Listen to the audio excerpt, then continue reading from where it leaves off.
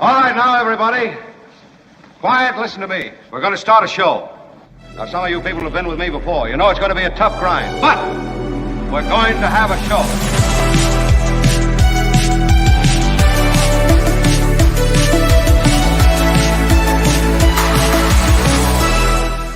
And hello all. Thank you, thank you, thank you. The recorded audience is my favorite audience. Yes, yes.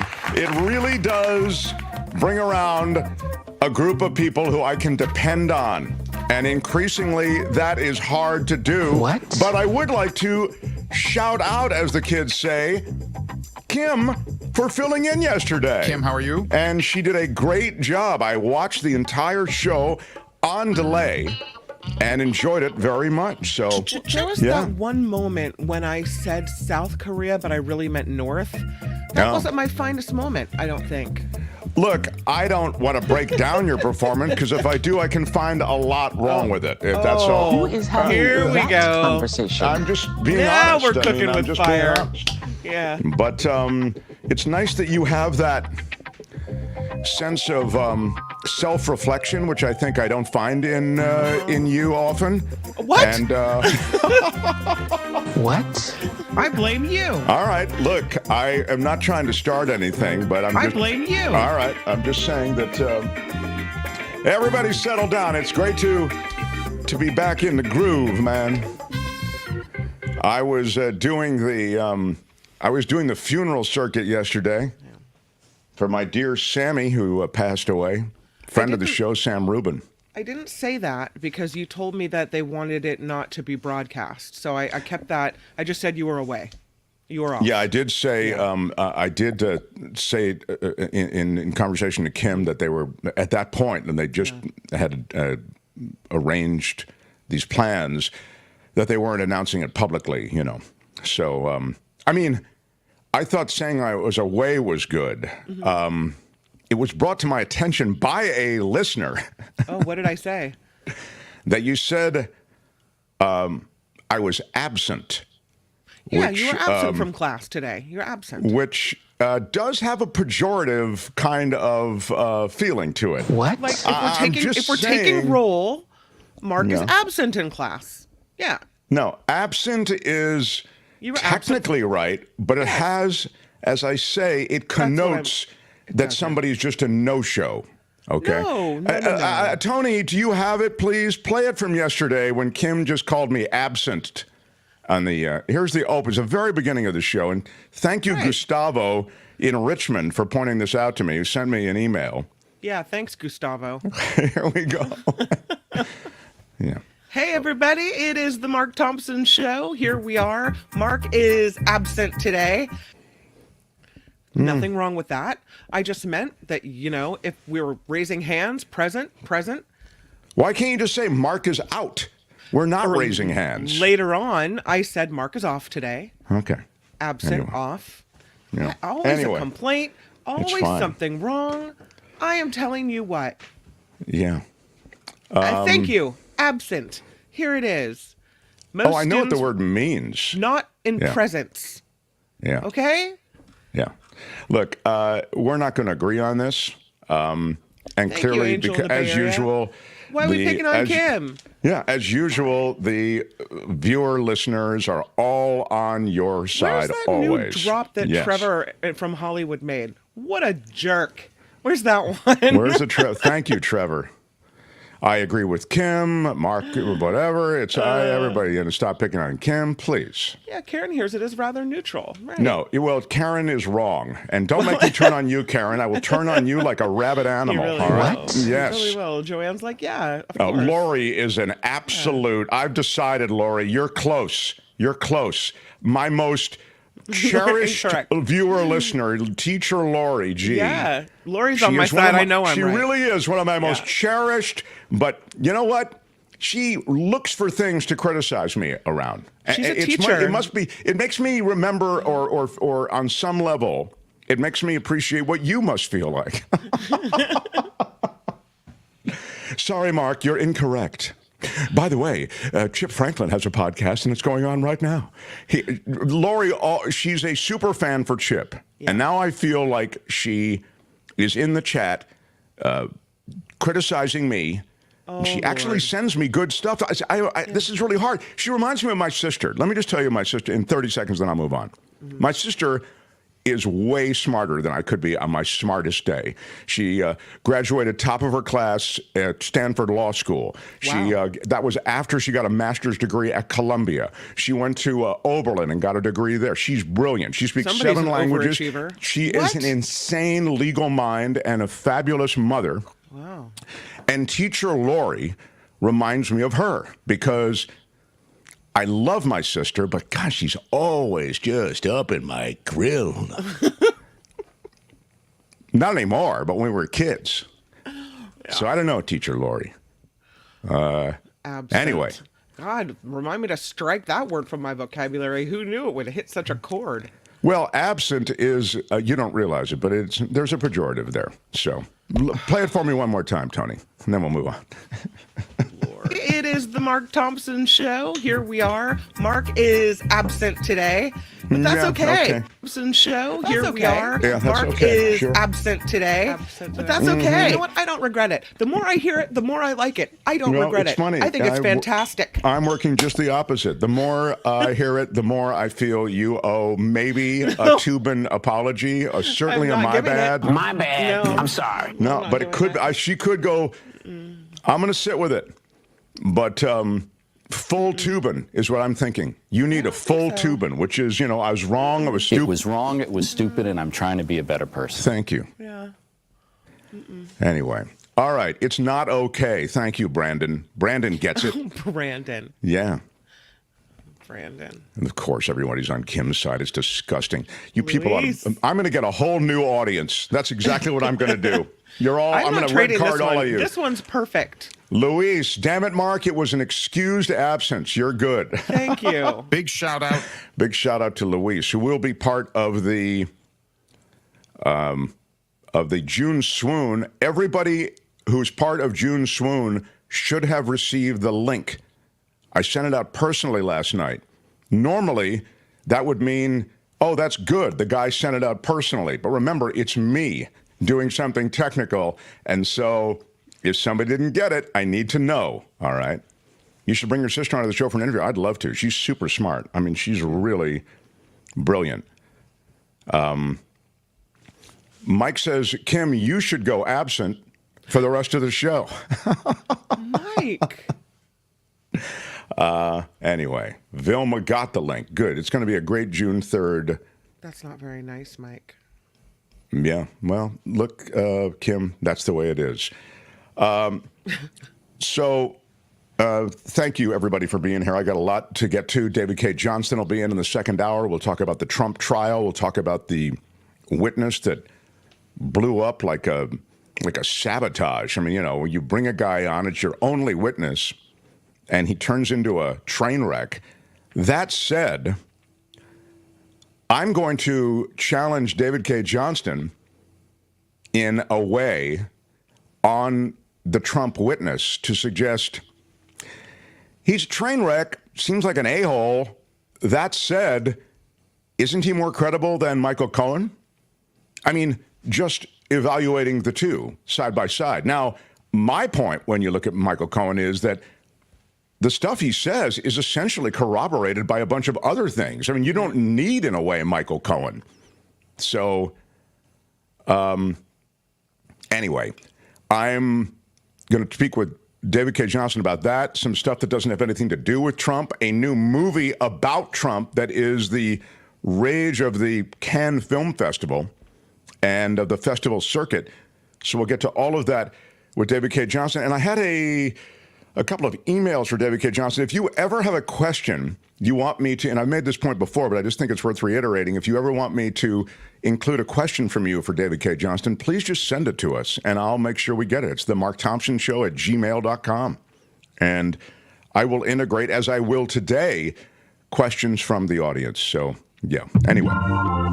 The Mark Thompson Show. All right. With funerals done, and now you just try to digest a loss, I will tell you that there were some other notable passings. Dabney Coleman passed away. Kim, do you know who Dabney Coleman was? I do, yeah. I mean, you even if you don't know his name, one look at his face and you've seen him everywhere. Well, he's such a talented actor, 92 years old. And he did play kind of the bad guy. No, I shouldn't even say kind of, you know. He was good at playing, I don't know, who is this Variety that is where this is from? Anyway, they say he was good at playing slime bags, cowards, betrayers, bastards, rat bastards, sons of bitches, and pains in the ass. And he loved it. The brilliance of this guy, and he was funny, right? But 9 to 5, you saw a pic there of him from 9 to 5. I mean, that really established him in, I think, the public consciousness. He was in everything from Downhill Racer, which is the Robert Redford movie. There he is with the cast of 9 to 5. He was in Muppets Take Manhattan. He was in the film Clifford. He played an Inspector Gadget. He was the crotchety banker in the film version of the Beverly Hillbillies, and he played Mr. Drysdale. He was in War Games. I think Tony showed a picture of it. There he is getting his star on the Walk of Fame. So it's sad. And he's, he was in Boardwalk Empire. He's working all the way to the end. But Dabney Coleman passes away at 92. Yeah. Ivan Boesky, an infamous figure in the junk bond world of Wall Street. He dies at 87. He was the inspiration for Gordon Gekko in Wall Street, the greed is good guy. And he made a fortune from insider trading. And then he was, I believe, he was sentenced to prison, wasn't he? Federal investigators arrested him, and he went down with the guys of the junk bond world, like Michael Milken with Drexel Burnham Lambert. Remember I knew a bunch of guys who worked there, which is what was a little weird. One of whom was getting married while he was getting indicted. He just got an indictment. I mean, that's pretty brutal. But he had, he played fast and loose and found this sort of gray area, to be kind, of Wall Street. And he was getting insider tips, which made life a lot easier. And he would pay with suitcases of cash for these insider tips.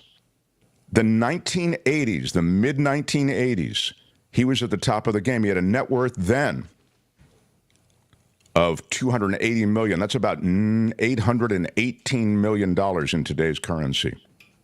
He had a trading portfolio that today would be about $8.7 billion. There he is in the center. That's crazy. Yeah. So that greed is good. That was him, Ivan Boesky. And the junk bond world created a handful of people: Carl Icahn, T. Boone Pickens, James Goldsmith, Saul Steinberg, Ivan Boesky, Michael Milken. These guys all had a lot of money, but the junk bonds and the financial scheming that was associated with engineering the marketplace, that just gave them giant fortunes. They were essentially corporate raiders and junk bond raiders. It was like its own little Gilded Age, And he said to a business school, I believe it was, I think it was Berkeley. He was speaking. Ivan Boesky was speaking at Cal. And he said, quote, "Greed is all right, by the way." And a year later, the words immortalized on screen in Wall Street. Greed is good. So Ivan Boesky, he passes away at 87. Also, I don't mean to take everybody down, but it's interesting. Bruce Nordstrom died. Anybody want to guess what Bruce Nordstrom did? I'm going to say Nordstrom Frack. Very good, yeah. And it is Nordstrom, right? There's no S. Shoes. Yeah, Nordstrom, yeah. Bruce Nordstrom, along with the 3 other members of his family, transformed a small chain of Pacific Northwest shoe stores into an international fashion retail giant with more than 150 locations worldwide. And they're still known for shoes. Is that right? I did not know that. Really good shoe section, always. I mean, very pricey, but very well-made shoes. Yeah, I didn't know it was a family affair, you know. He was 90 years old. Jim Otto, the 86-year-old, passes away. Hall of Fame center for the Raiders. Those who remember the Oakland Raiders. He had a rough time after football, but brilliant career, Hall of Fame career in football. He passes away. Who else has passed away, Tony? We've got... Those people all lived to ripe old ages, I would suggest. 90, even Otto lived, you know, and Otto had a tough life, man. Otto lived to 86. How the hell can they take my Sammy when he's only 64? Anyway, that's a quick look at a couple of notable obituaries on this day. The Mark Thompson Show. All right, I want to do it. We've got David Cay Johnston, so we'll get into the Trump stuff in the second hour. Meantime, there's plenty of other stuff going on. A lot of it has to do with the law and what's going on in the streets. This is Law and Disorder. In the criminal justice system, the people, pimps, addicts, thieves, bums, winos, girls who can't keep an address, and men who don't care, are represented by 2 separate yet equally important groups. A cop, a flatfoot, a bull, a dick, John Law. You're the fuzz, the heat, you're poison, you're trouble, you're bad news. These are their stories. Again, we will update what's happening in the courtroom in Manhattan when David Cay Johnston gets here. But meantime, there was a big arrest made. A big arrest made of a man who was involved in 150 unidentified explosions is what they're called. But all these explosions in Pasadena were going off, and cops couldn't figure out who did it. They say they finally have this guy, and they think he's responsible for more than 150 explosions that occurred in that area of Pasadena, Southern California. Authorities say the explosions all occurred in the area of Allen Avenue and Washington Boulevard. For those who know that region, it all happened over the past 2 years. That's the face of the guy who did it. That's a really loud place to live. 150 explosions? Yeah, there's got to pretty much, you can't have a second job. That has to be your main thing. By the way, booking photo meter. He does look like a sad sack. Give him I'm a going to 5. give him, I was going to say a 4. But yeah, Nah, round 4 or about 5, that. yeah. Mm-hmm. Most of the blasts were not reported to cops. Well, you get so Officers used to used it. Why do you need to ShotSpotter. call in anymore? No. They identified 14 explosions during the previous 2 weeks, officers did with the ShotSpotter technology. God, it's like living in a war zone. You got it.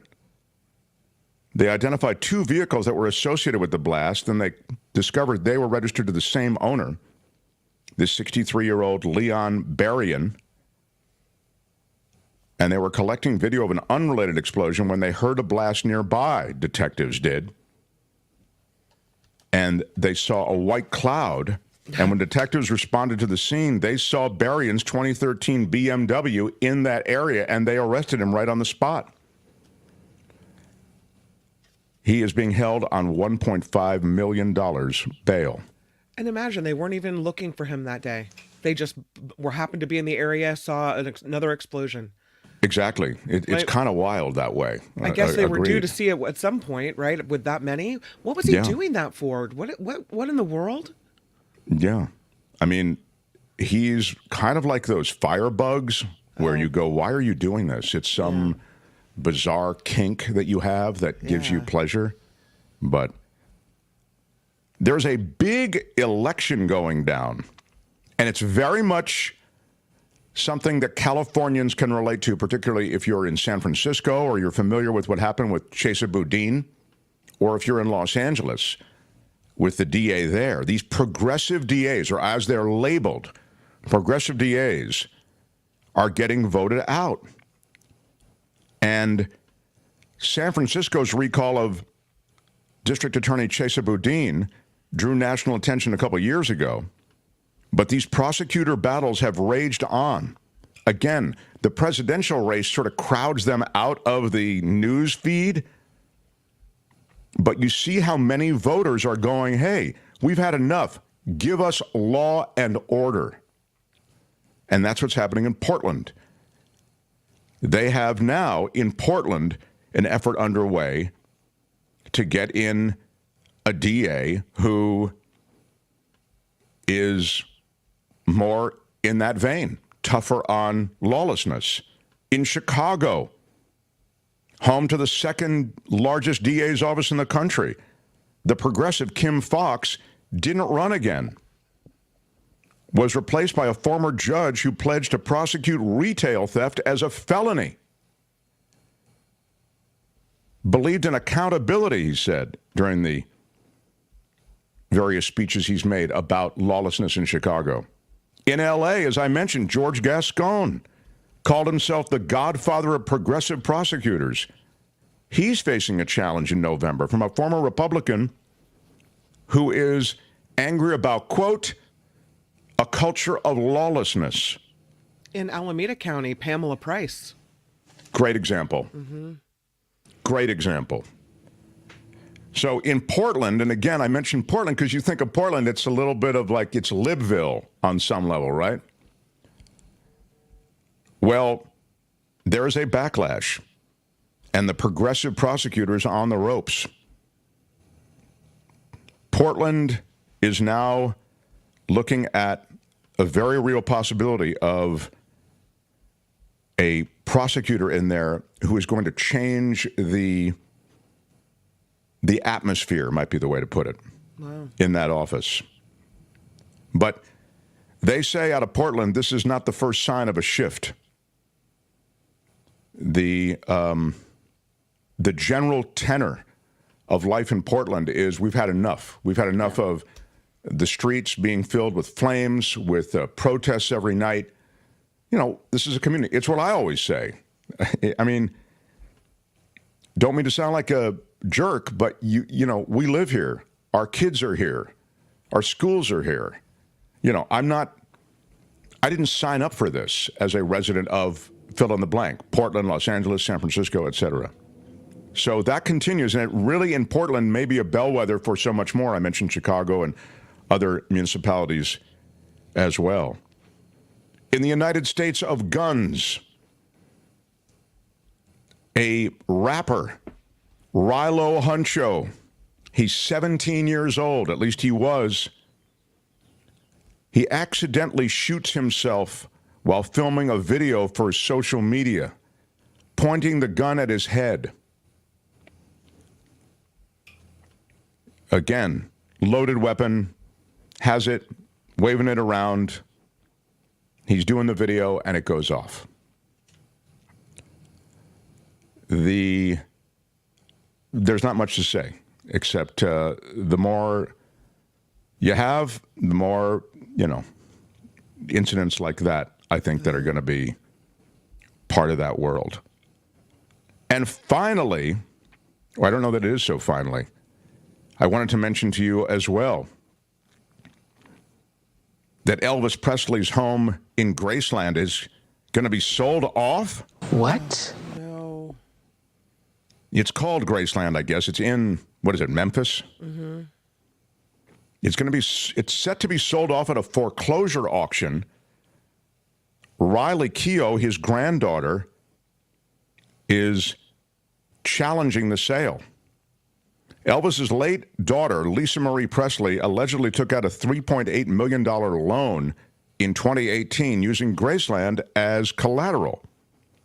Riley, the granddaughter, but the daughter of, you know, the mother of Lisa Marie, alleges that her mother's signature on the deed is a forgery. A temporary restraining order on the sale was issued yesterday. According to a legal notice, though, published this month, Graceland and surrounding land on Elvis Presley Boulevard will be auctioned off for cash to the highest bidder. Oh, that's really too bad. The auction was supposed to go down in 2 days. Yeah, it is too bad. We'll keep you posted, But again, this is all contingent on a loan that was leveraged against the property, okay? Collateralized against the property. And finally now,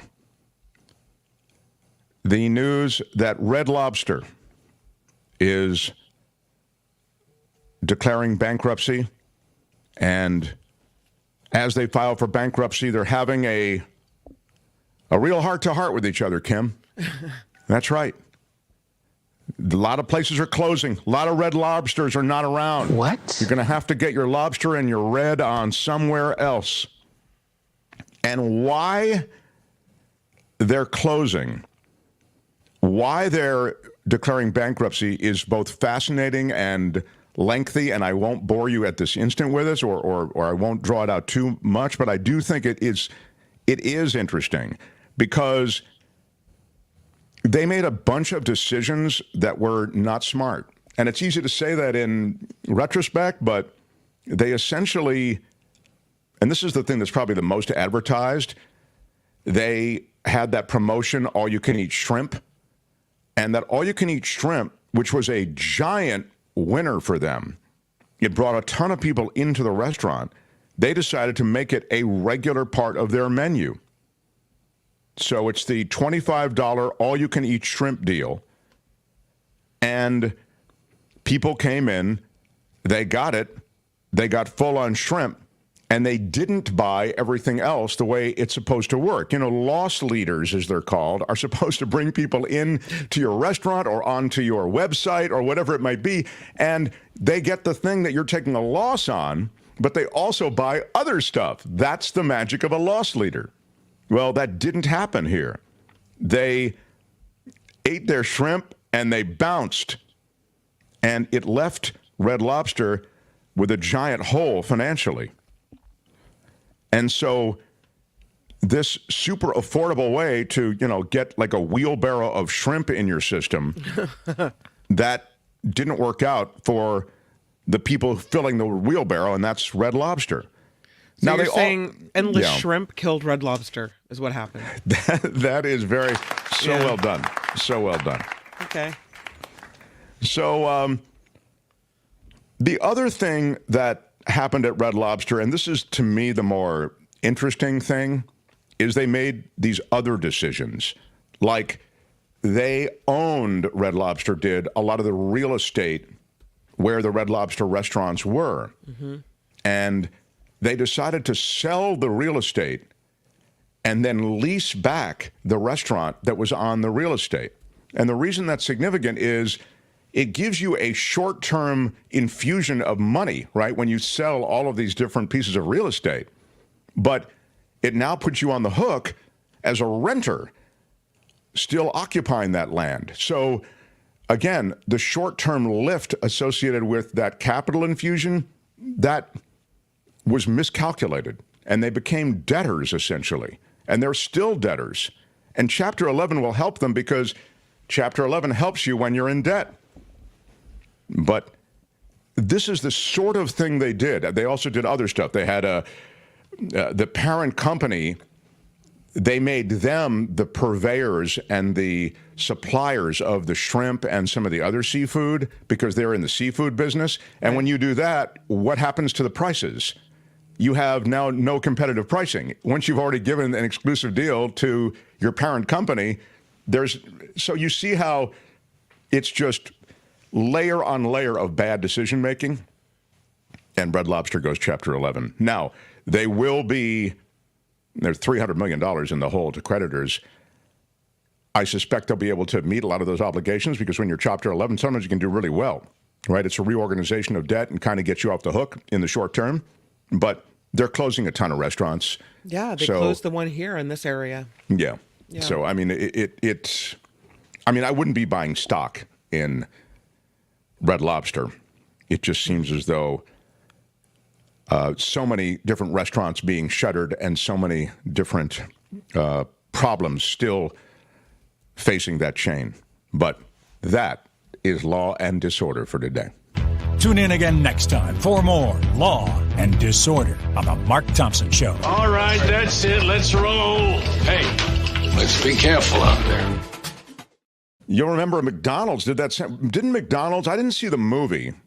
Did you see it, the Michael Keaton movie? No. Where he plays Ray Kroc? But they talk about that. I think there's a line in the movie.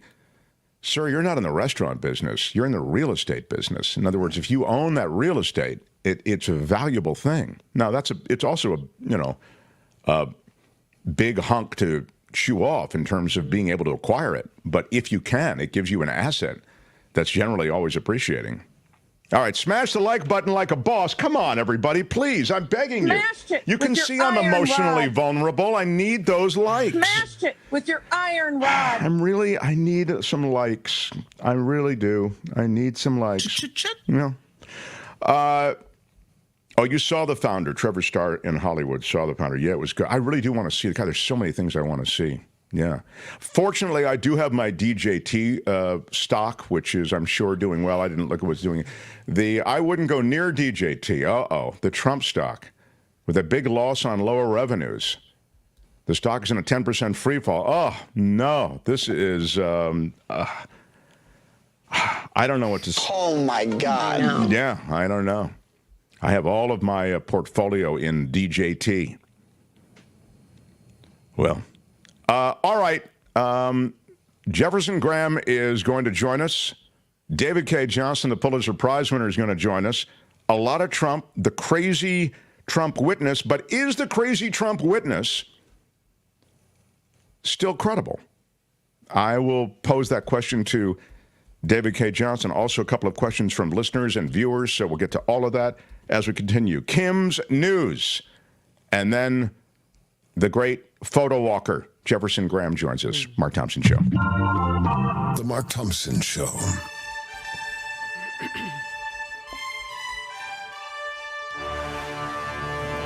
On the Mark Thompson Show, I'm Kim McAllister, and this report is sponsored by CoachellaValleyCoffee.com. Former President Trump's criminal hush money trial is set to resume without the jury. Yeah, the defense and the prosecution are expected to debate jury instructions next. The defense is rested. New York judge and the jury told the jury that the best thing to do is adjourn for the day and hear summations next Tuesday after Memorial Day. Now they're duking it out to try to figure out what those jury instructions will be. By the way, those jury instructions, we're going to talk to David Cay Johnston about this, but they could last well over an hour. So this isn't, it's not like, please consider all the evidence, ladies and gentlemen, and don't discuss it with anyone, whatever. It's, not some perfunctory paragraph or two. It is a full, college course in jury instructions, apparently, potentially.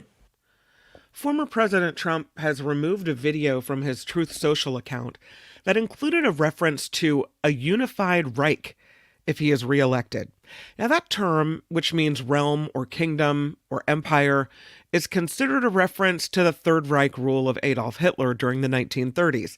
The 30-second video posted Monday asked what would happen if Trump won, with the background showing front pages of hypothetical newspapers. Some of the headlines included things like the border closing, the economy skyrocketing, and a slightly blurred text below reading industrial strength significantly increased, driven by the creation of a unified Reich. A Trump campaign spokesperson said the video was not made by the campaign and it was shared by a staffer who didn't see the word while Trump was in court. Sure, it was Mrs. Menendez who actually put it up there. Melania did it. Right. Yeah. Meanwhile, the Biden campaign said Trump is telling America that if he is reelected, he intends to rule as a dictator over a unified Reich. So take it as what you will, but that word is kind of like alarm signals over it, right? U.S. Secretary of State, Antony Blinken, says he's open to taking action against the International Criminal Court. Blinken told a Senate hearing the ICC's application for arrest warrants for Israeli officials and Hamas leaders profoundly wrong-headed decision.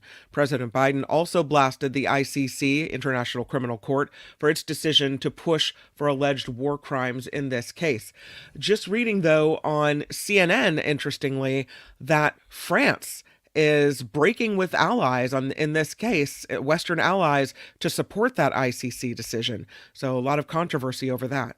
Well, the other thing I would say just in general about the ICC and its relationship to America is I don't believe we're part of it, and there's a reason for that. Because we're guilty of war crimes like crazy. I'm telling you, what America has done makes what Israel is doing in Gaza look like a day at the beach. We dropped atomic bombs on 2 major cities in Japan. We destroyed Southeast Asia. We went illegally into Cambodia. You could argue the entire incursion to Vietnam was illegal. Then we blasted and destroyed, and I'm talking about wanton destruction of civilian areas. So when you think, well, Mark, that was a war, and there's war we're going to be. No, it's exactly what many are claiming is going on in Gaza happened in Iraq. Hundreds of thousands of civilians died. So when you're bringing in people to the international court, you can include Dick Cheney, George Bush. I don't mean to sound like some radical guys, but I'm just telling you straight up, this country doesn't come from some holy place.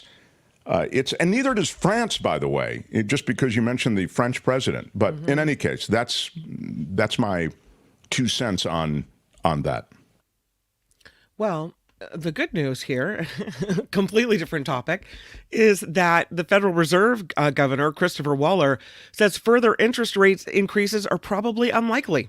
Speaking today, Waller said another hike was probably unnecessary, citing data showing inflation is not rising. So, California voters are deciding who will fill former House Speaker Kevin McCarthy's congressional seat through the end of the year. The state's 20th district, GOP, controlled for 2 decades, has 2 Republicans vying for the spot in today's special runoff election. They are Assemblyman Vince Fong and Tulare County Sheriff Mike Boudreau. So we'll see who comes out the winner. Speaking of elections today, there's a number of states holding primary elections, including Georgia, where Fulton County District Attorney Fonnie Willis is on the ballot.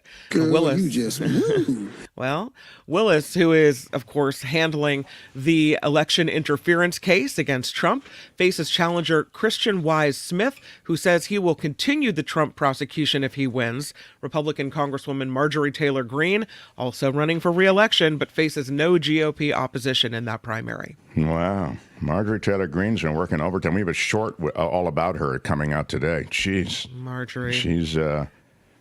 She's a little bit... I'd be willing to bet my lunch that there's alcohol involved. Maybe. I don't know what's involved, but she's definitely... there's a lot going on. I'll just say that. Speaking of people who are on the political downslide, kind of, there's speculation that former New York Governor Andrew Cuomo could be making a political comeback. Cuomo resigned in 2021 after multiple aides accused him of sexual misconduct. The Democrat feeding into chatter as he starts making public appearances, using one of his speaking events to take aim at how the Adams administration is handling New York City housing. So all of a sudden, I do hug and kiss people casually. Yeah, so I don't know if that's going to be your platform, sir. I would recommend you maybe get away from that. But I appreciate the concern. Okay, all right. You know those people who don't look in their bags when they travel? And they have some maybe random bullets from when they went on a hunting trip and they didn't realize it. And they get to a destination where, you know, this kind of thing is illegal and they're busted.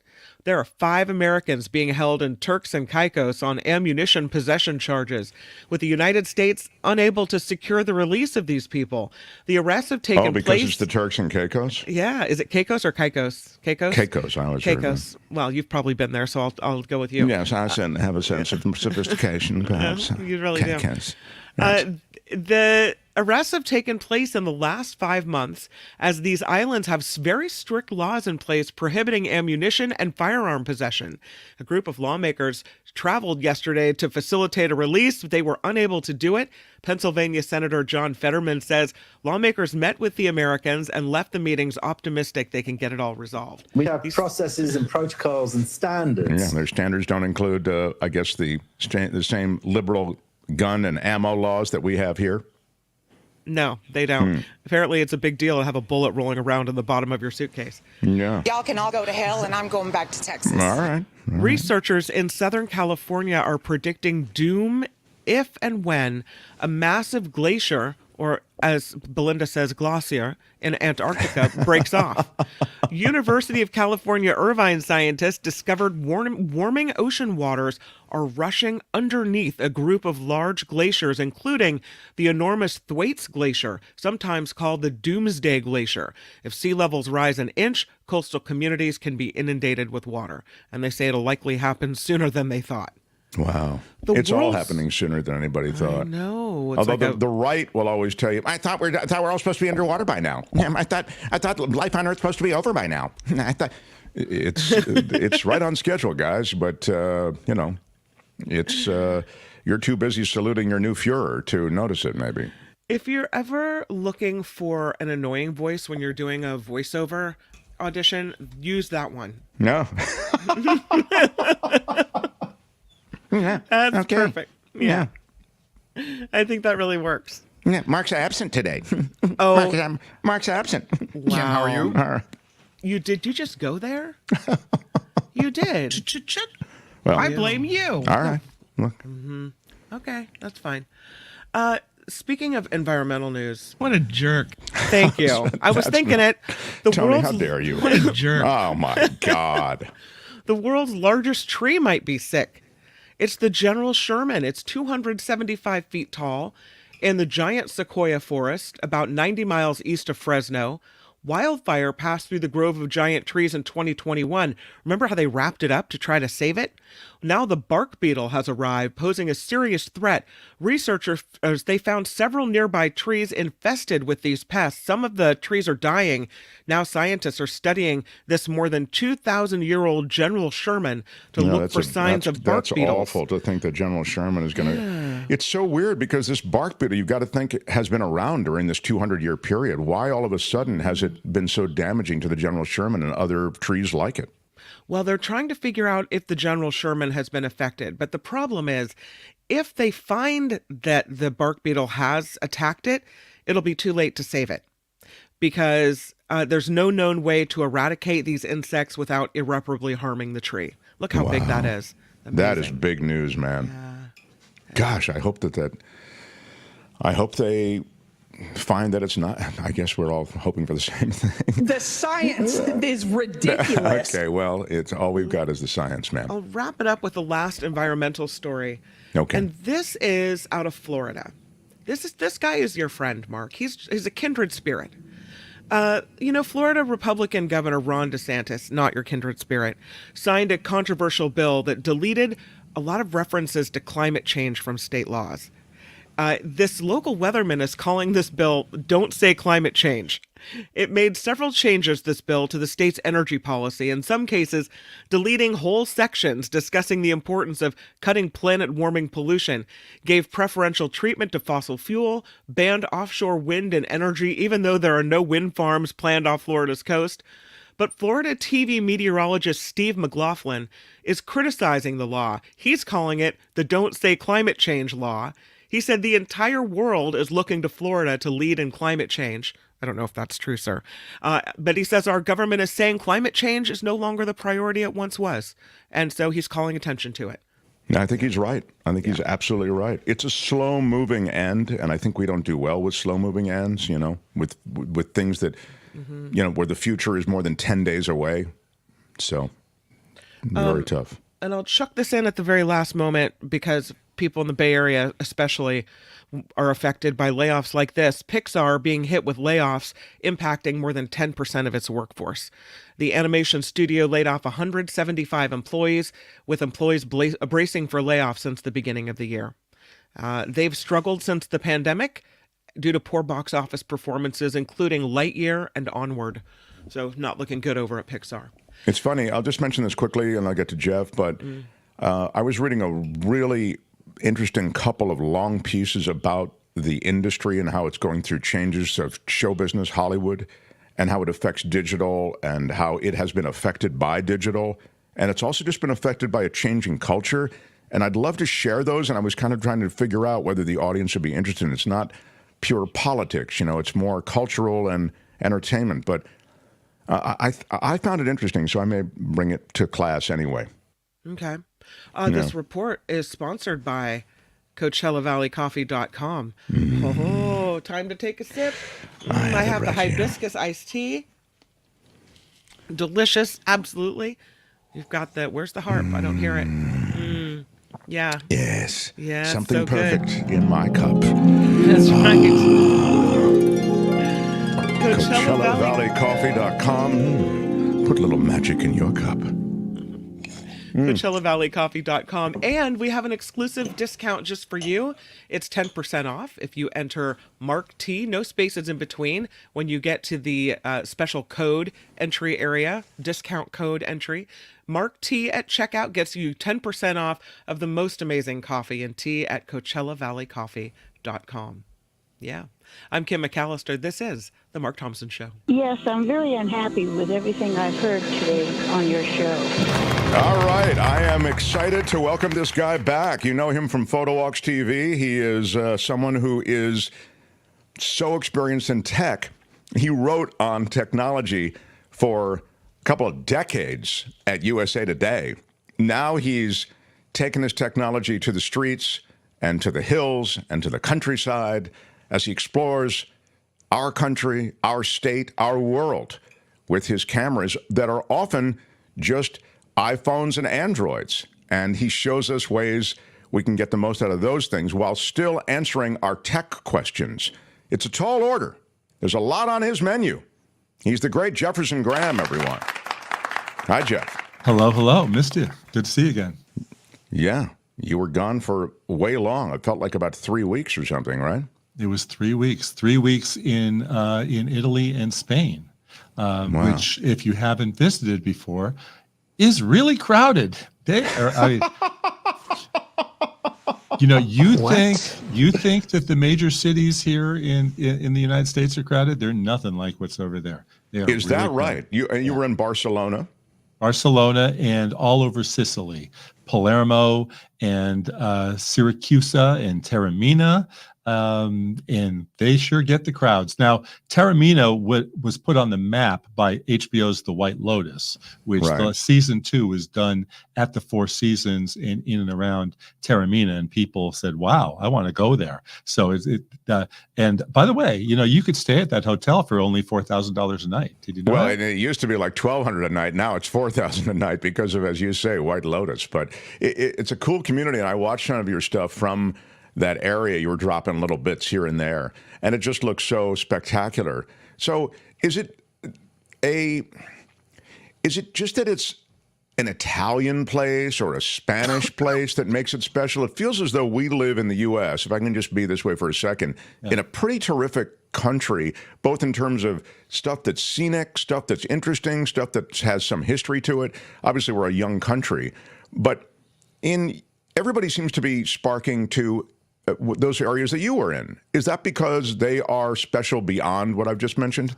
We're talking 3 BC. Okay, so like really, really, really old, and very interesting to be able to go to someplace like that. And then the nicest people I've ever seen in my life, and I've been all over the place, never met anybody like the Sicilians.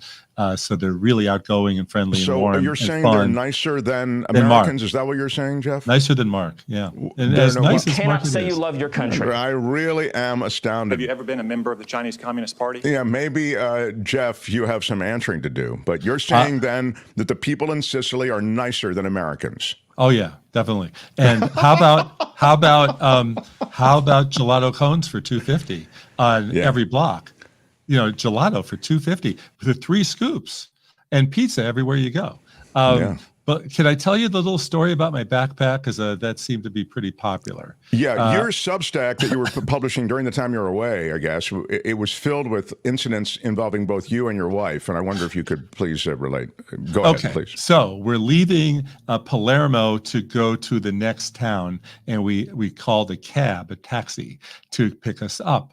And so the taxi cab stopped in the middle of the street to pick us up, at which point a lady behind him in her car starts screaming at this guy. And he turns around and starts screaming at her. And it's like out of an Italian movie. They're just really going at it. And meanwhile, he's opening up his trunk to put my stuff in it. And I'm trying to put my stuff in. He goes, no, I'll do it. Now, he said whatever that was in Italian, but he wanted to put it in himself. I said, okay, fine. So I put my stuff on the ground, and he only put in part of our luggage. He left my backpack. God. He left my backpack on the floor at the B&B, which I discovered when we got to the bus station and he opened the trunk. And we're talking $7,200 worth of gear in my backpack. We're talking a MacBook Pro. We're talking iPads. We're talking multiple phones. We're talking hard drives. We're talking my drone. And I was just like, oh my God, drive back.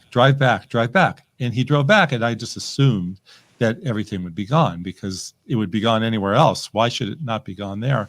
And miracle of miracles, it was actually there waiting for us with two of those really nice Sicilians who saw the backpack sitting there and pulled it to the side and waited for us to show up so they could hand it to us. That is extraordinary, and I will give you that probably wouldn't happen in America. I mean, all you had to do was open up one zipper and you get a $2,000 computer there. That's enough to just say, whoa, let's have some fun. So that's part one of the story. Part two is that we then go on the bus. And on the bus, remember the old buses, and you put your luggage at the bottom of the bus and then they drive off because it was a big bus. And so we ended up in Syracuse 2 hours later or something like that. And my wife reached for the bags because I was making contact with the person from the B&B. It was right on the other side. So all's well. She's sitting there with the bags, and then she turns to me and she says, Jeff, I took the wrong bag. Oh, my God. My bag is still on the bus. Oh, my God. And what did you do? So the lady from the B&B who came to pick us up to stand there and greet us,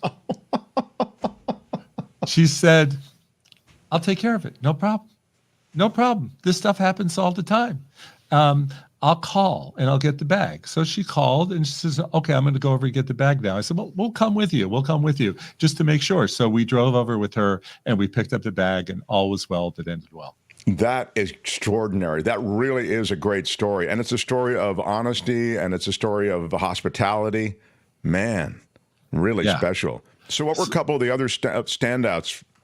Well, let me just, tech-wise, I just want to tell you that people tell you when you go over to Europe, you have to bring lots of euros because they don't take credit cards there. No way. I'd say 95% of my purchases were done with the credit card, either pulling it out or doing Apple Pay, Samsung Pay, whatever you have. They all have their little machines, these little units, and you just swipe your card on them and you just do it that way. And I'm buying €250 cones electronically. No minimum. No, I don't want to use a card. Give me cash. So only 2 times did cab drivers ask us for euros, but the rest of it was all electronic. So that's really terrific. That's the way the world is going. Then is what you're sort of suggesting. Yeah. That, and also when we got to Barcelona, the big attraction there is called the Sagrada Familia, which is the church that started under construction in 1850 by Gaudi and has never been completed. And everybody wants to go there first thing. Well, you can't buy a ticket personally by going there. You have to order it online, and the tickets are sold out. They're sold out for weeks in advance. So anybody who's going overseas and wants to go to many of these places will need to buy their ticket ahead of time to plan ahead, because there's the crowds, the masses are they're just so huge that that this is what they're doing. Yeah, that's a great tourist spot. I mean, it's a great majestic church there in Barcelona, as you say, not yet finished. Did you get inside it because you did buy your ticket? Yeah, the thing is that we didn't buy it ahead of time, but we flew to Barcelona, and then from Barcelona we went to Italy, and then went back to Barcelona to fly home because it was the only place I could get a direct flight. So because I learned my lesson, I bought the ticket for the return. Well worth it. That guy Gaudi was pretty good, huh? Amazing. Amazing. Yeah. You see a lot of old churches in Italy and you go, okay, fine. Okay. I get the idea. But this thing as a whole, it's a wild, insane stuff kind of looks like this dripped wax or something. It's a really interesting style just generally. And then there's a whole park like Yes. at a high altitude there in Barcelona, where you can both see the Gaudi stuff, which is all there outdoors, and then you look out over the city. It's quite impressive. Park rule. And we had to buy the ticket ahead of time. You can only go at 3:00. You have to pick your slot. I went at the wrong time of day, but it's the only time we could go in. The other thing, this is non-tech related, but the cabs in Barcelona are amazing. They have a dedicated lane. And so that when there's congestion from the cars, the cabs just go flying through the streets. And they're economical, they're cheap. It costs $40 to take a cab to the airport, which in a big city is pretty great, and worked really well. And they all take credit cards. I remember also the cabbies in Barcelona drove aggressively. They drove quickly. I like that. I've got someplace to go. I don't need you driving super slow. I need to get to where I'm going. Usually when you're a tourist, sadly, you have a limited time and you're on a deadline. You got to get there because your entrance to the, Sagrada de la Familia is like at a specific time, etc. Anyway, I just remember them being pretty aggressive. And there is a casino there, everybody. So I am, I'm a veteran in Barcelona. Aggressive. Is not the word that you would use for the Barcelona drivers. You would use it for the Italy drivers. They drive like madmen. They don't care about stoplights. They don't care about pedestrians. They're screaming and yelling, and they are driving insanely. I was thinking of renting a car there, and there was no way that I was stepping foot or applying gas to the pedal. It was just crazy. That's great. So bottom line is you can definitely use credit cards as you travel through Europe. Do not worry that you somehow need cash. The technology is accepted everywhere. And you will need your phone. You will need your phone to buy your tickets, to show your tickets, and you will need a power adapter because you will run out of juice by 12, 1 o'clock, 2 o'clock.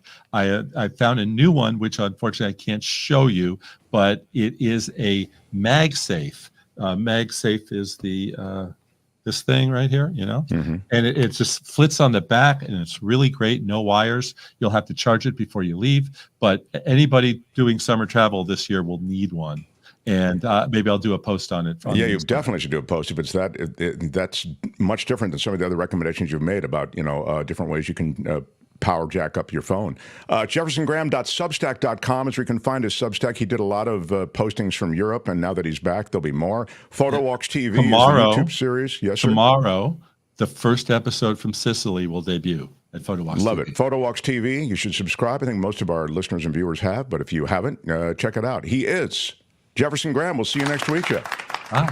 Thanks so much for being here. Love it, love it, love it.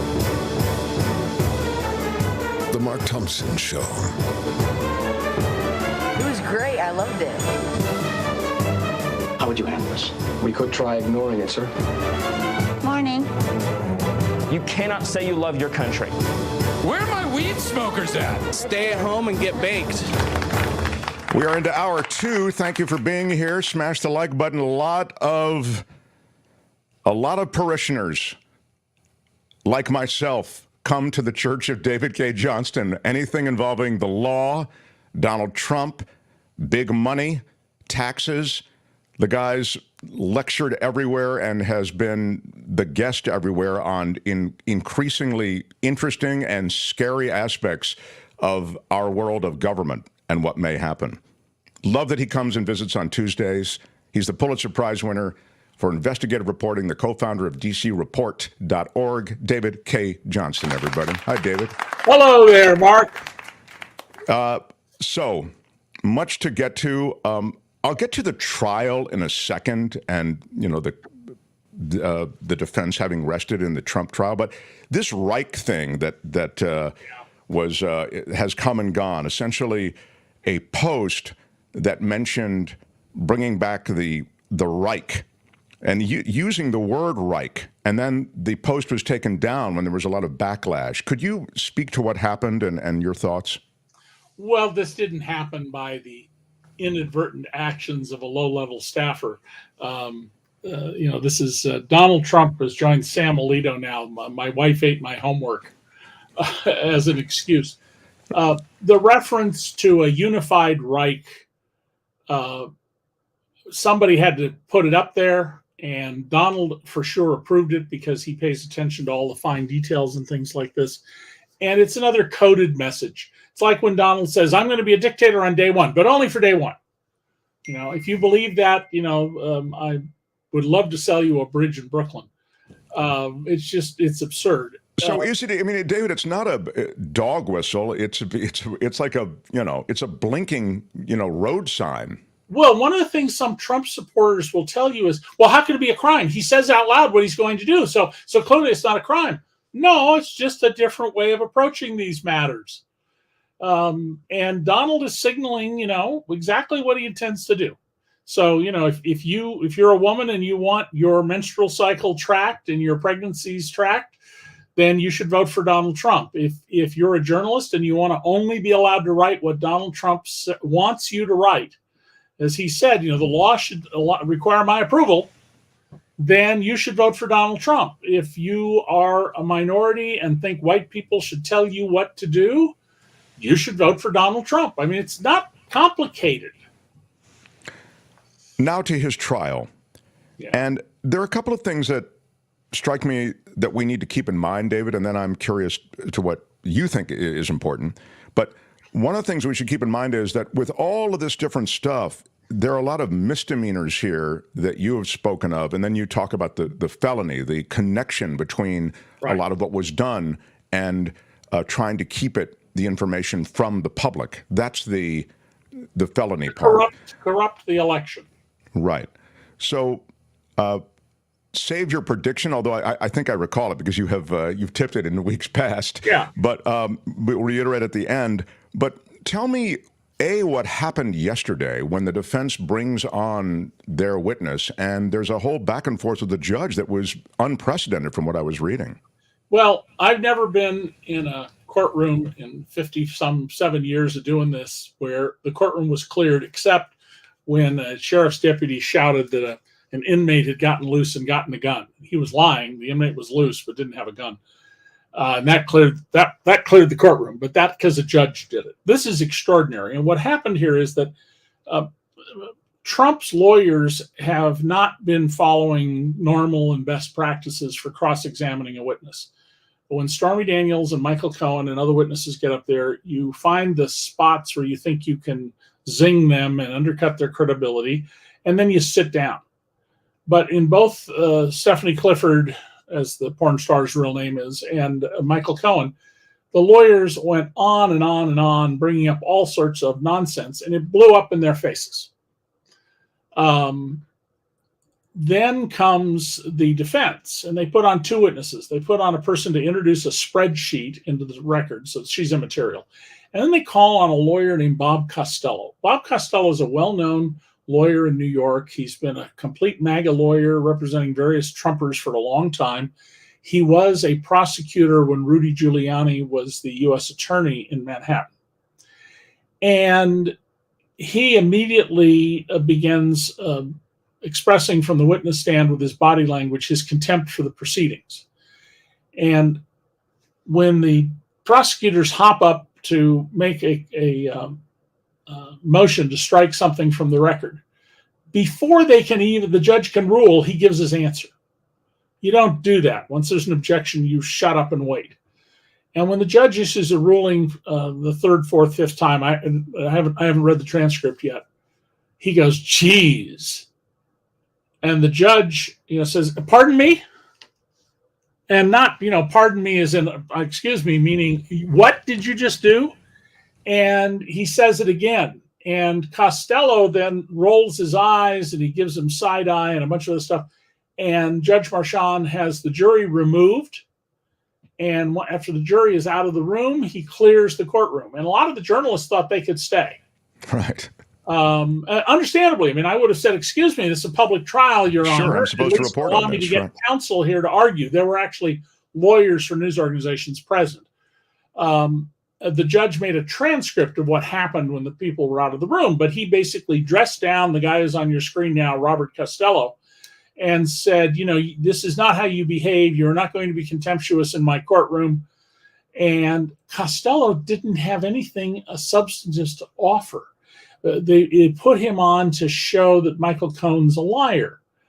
it blew up on them. And juries, one thing I will absolutely tell you from interviewing many people who've been on juries after the trials, jurors pay attention to things like a defendant who rolls his eyes or whose witnesses do, because when you're holding the court in contempt, you're holding the jurors who are unpaid volunteers, or they get a token payment in some jurisdictions to sit there.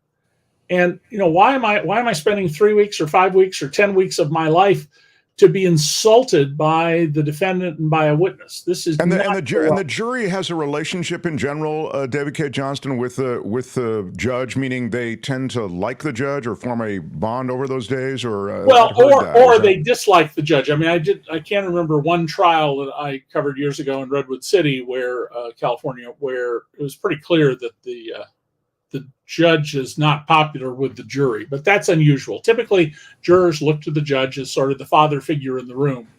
And so to your point, an insult to the judge is sort of an insult to the jury. Now, the jurors didn't see any of this stuff, let's be clear. And there was a transcript, and the judge had it released last night at about 7 p.m. East Coast time, so they were quite timely in doing this. But wait a minute. The jurors did see the eye rolls and the the jurors saw the contempt. They did not see, once they were removed from the courtroom, the clearing of the courtroom, which would have been prejudicial to the jury without a question. Nor did they see the interplay that we have the transcript of between Judge Marchand and the judge, after dressing down Costello, who is an officer of the court. It's not like, I acted with great disrespect once to a disbarment panel in Washington, D.C., where I was subpoenaed and forced to go down there. And when they get to a key question, I suddenly look at these people and I say, excuse me, that date is after the events you're asking about. How could this person whom I'd never met, didn't know existed, have caused me to do these things, which is what you just asked me, when this date is later? And at that point, after some more questions, I turned to the panel and I said, I can't believe you're conducting this proceeding. This makes no sense. The prosecution here didn't even check the dates to see that the whole premise of their disbarment case against this lawyer is faulty. And I was surprised I didn't get dressed down or sanctioned for that. They just took it.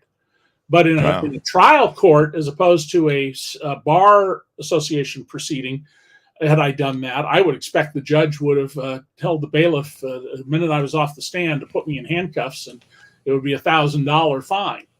Sure. There's a decorum that's expected. Don't do this. And Costello did not help the Trump case. But Costello, as you say, was there to run down the Cohen testimony. Is that right? Correct. Okay. And I don't personally know this, but I've seen several of the lawyers acting as reporters who were in the courtroom speak definitively that Trump's lawyers told him not to put Costello on, and he demanded they do so.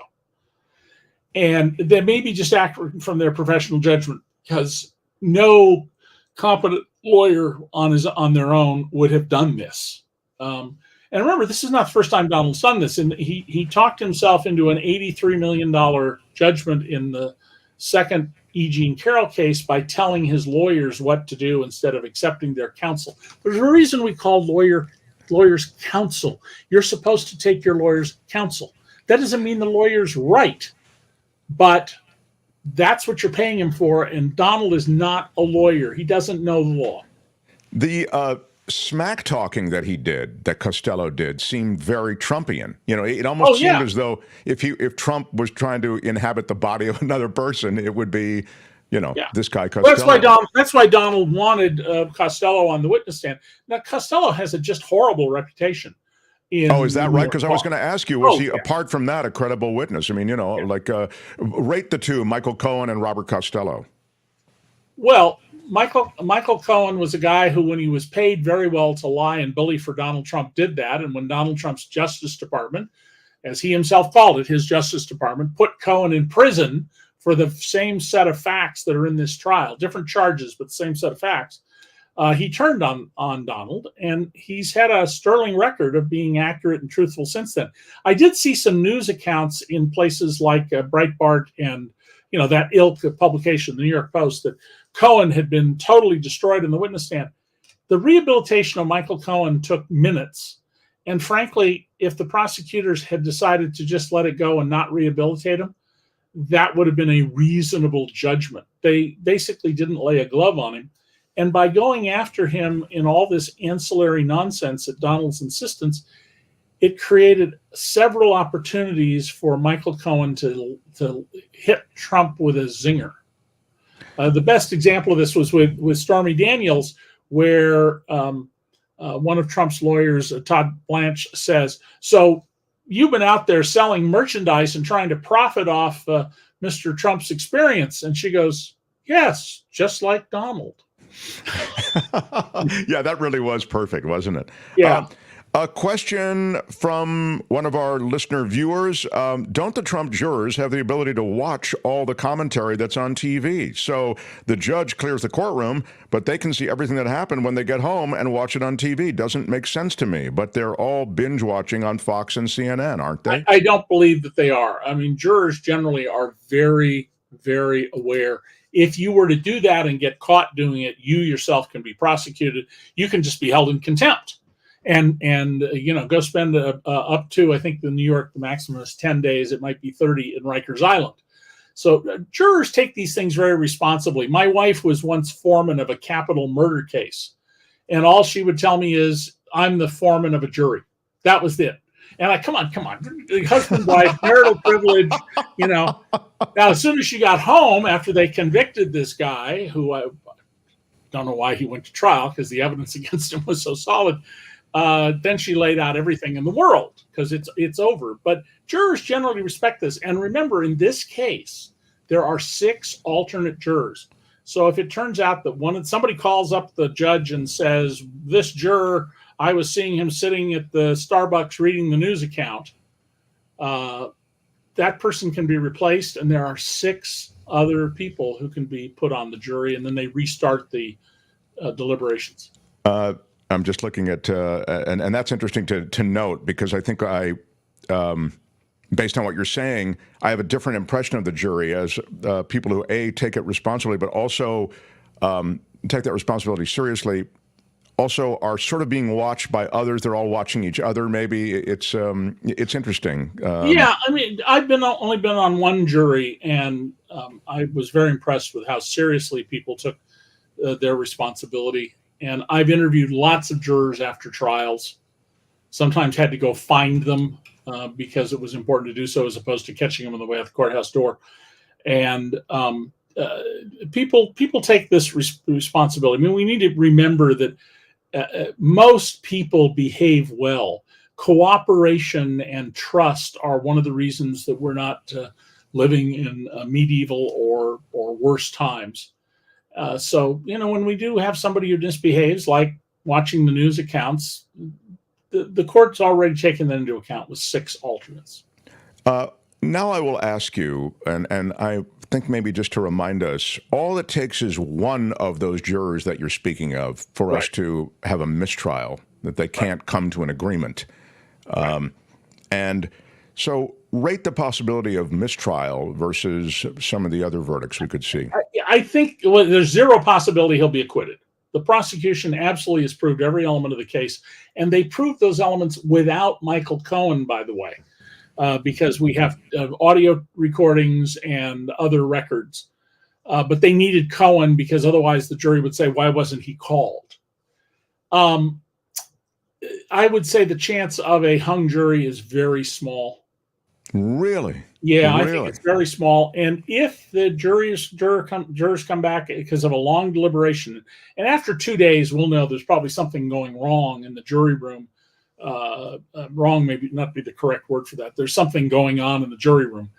That's when the judge can ask, what's going on, and can question a juror in chambers. It's called an in-camera proceeding.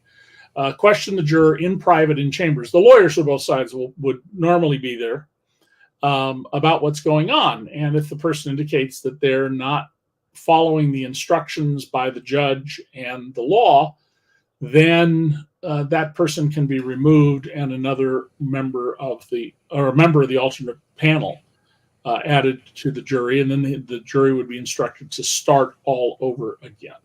You know, it's interesting, David, that the rhetoric that Trump has offered around the judge hasn't changed, even as the judge seems, I know he had a blow up with the one witness, but he's pretty cool with Trump. You know, he says, good morning, Mr. Trump. And, you know, he's very, I'm not going to say he's deferential, but he's not jerky at all. And yet Trump, when he goes out, man, he just blasts the guy as though he were being, you know, tortured in some kind of medieval rack when he goes in that.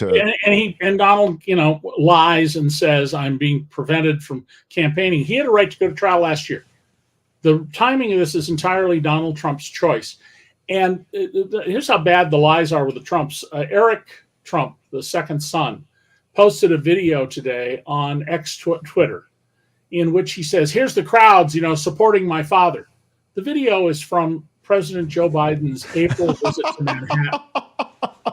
And it is, you know, there's not a single MAGA sign or red cap there it is on the screen right now. Oh my God, that's brilliant. I didn't know that or see it. And you know, you can excuse it away and say Eric Trump is dumb because he's not very smart.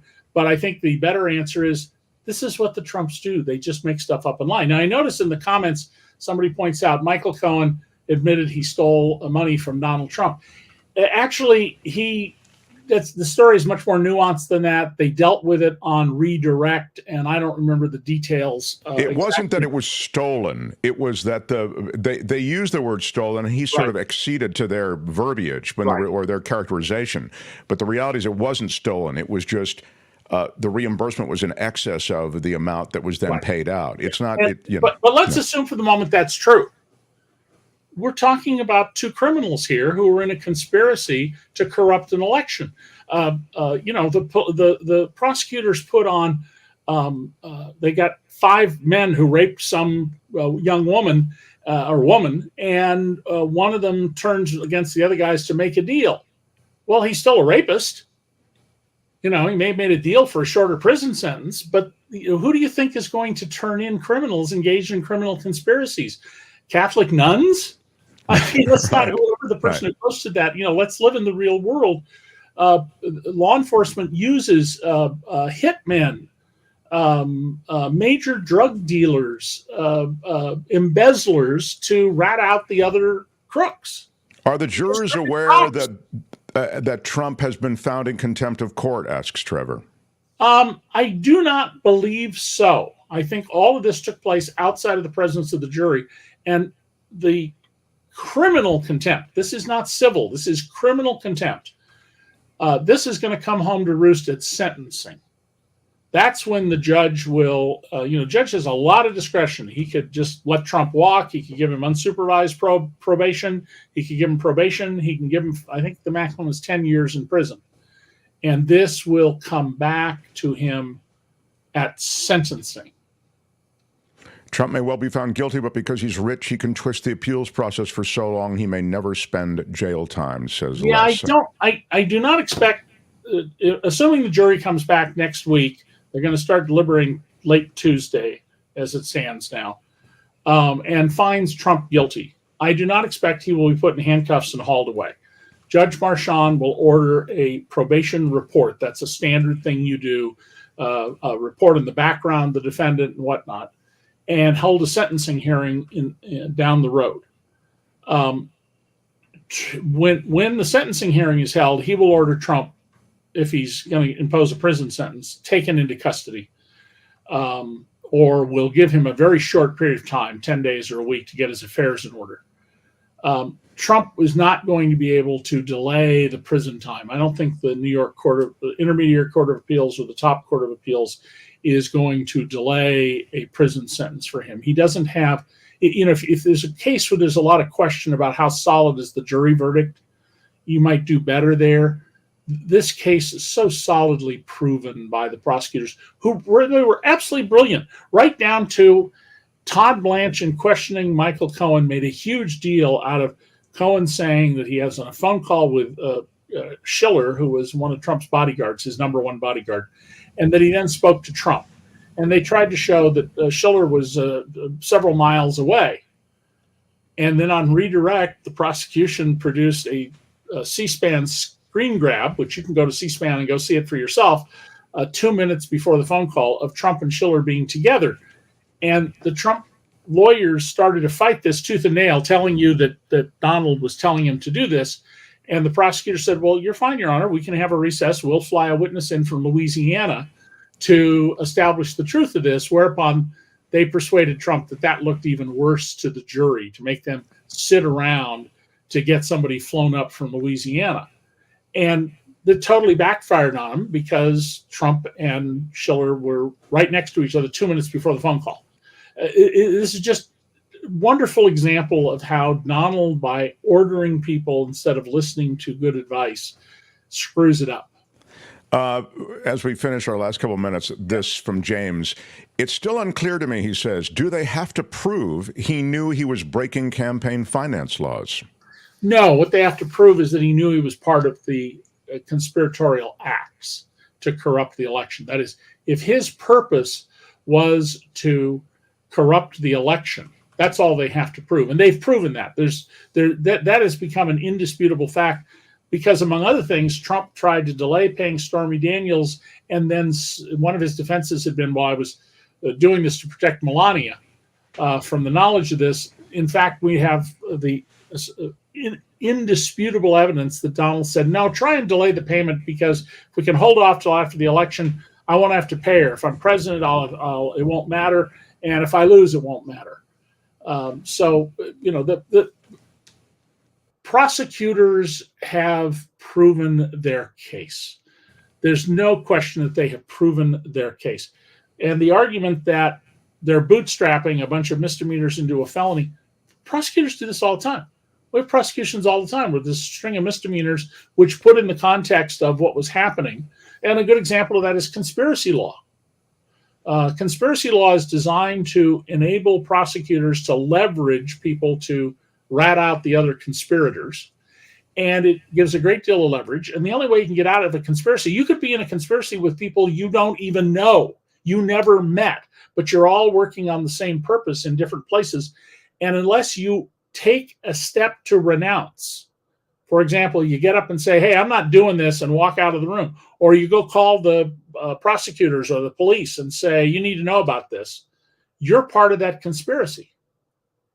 That's wild. Just wild.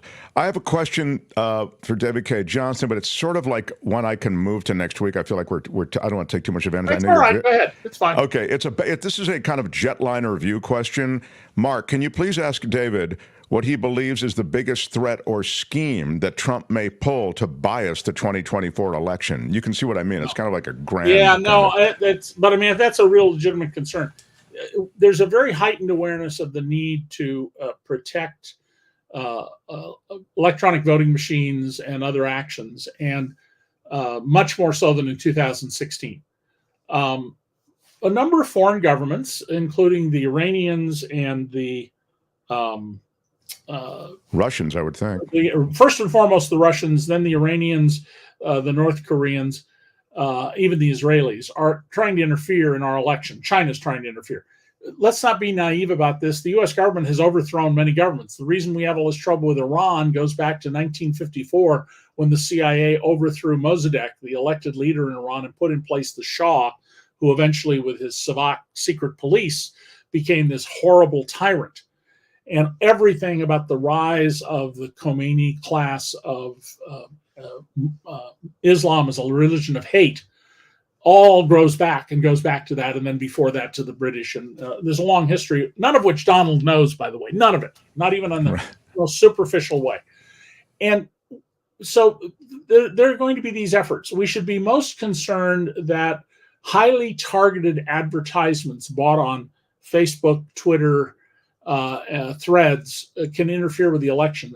At a investigative reporting conference 10 years ago now, Google sent a representative to teach people how to do image searches. They showed a picture of a high-rise building somewhere in the world and said, what's the phone number in the window of? And the guy put a pointer on it. And then he went through the steps where they figured it out, and they call, and the person answers the phone, and they go to the window. And it's just astonishing what you can do, right? And I asked after that meeting, I said, okay, look, I want to know how targeted you get. And I'm trying to remember exactly what I said, but it was in the vein of what I'm about to say. I said, what if I want to buy an ad for lesbian couple who are homeowners, have 2 dogs, and I want to sell them Subarus? And he looked at me like I was an idiot and said, yeah, piece of cake. Because you and your buying habits and your travel habits, that's the product. So whenever you're on the internet, and even when you're not at Facebook, you're somewhere else, you're reading the Los Angeles Times online, they're collecting data unless you know how to go into your computer and stop all the data collection. Yeah. And so they don't know you as an individual, but they know exactly how to say, gee, I want someone who lives in the 14610 area code, has a pond with a waterfall with goldfish in their yard, has no children living at home, drives an electric car, and that's me. And they could target me. It's remarkable that they may know many of us better than our spouses do, in terms of our likes and dislikes. Yes.